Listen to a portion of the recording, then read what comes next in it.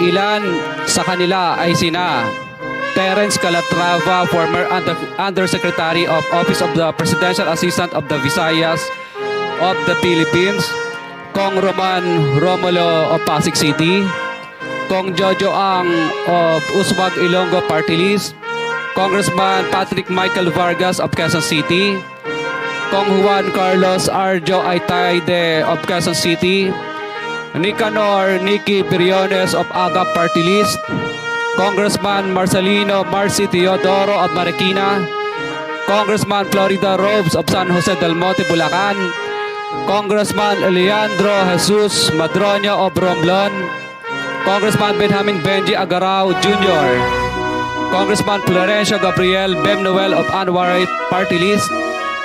Kong Leo de Ode Tariela of Occidental Mindoro, Congressman Reynan Arrogancia of Quezon Province, Kong Marvin Rillo of Quezon City, Kong Teodoro Haresco of Aklan, Kong Antonieta Yudela of Zamboanga Sibugay, Kong Dean Asisio of Caloocan,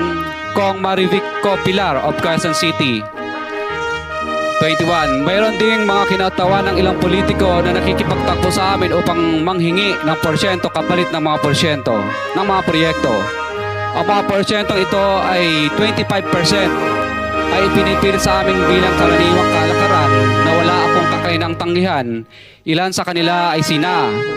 Regional Director Eduardo Virgilio of DPW's Region 5, Director Ramon Ariola III of Unified Management UPMO, District Engineer Henry Alcantara, DPW's Bulacan First, Undersecretary Robert Bernardo, District Engineer Aristotle Ramos of DPW's Metro First, Pasig City, District Engineer Manny Bulusan of DPW's North Manila Deo, District Engineer Edgardo C. Pingol of DPW's Bulacan Subdeo, District Engineer Michael Rosaria of DPW's Quezon Second Deo.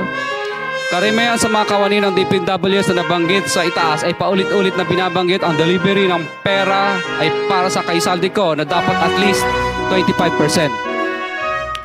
Si Kong Marvin Rillo naman ay ilang beses na binabanggit ang pangalan ni Speaker Martin Romualdez bilang kanyang malapit na kaibigan. 25. Sa tuwing umiinom kami sa Wine Story sa BGC at sa Shangri-La Mall, sinasabi pa ni Kong Rillo na lahat ng kanyang request para sa pondo ay galing pa mismo sa unprogrammed funds at insertion na inaaprubahan ni Speaker.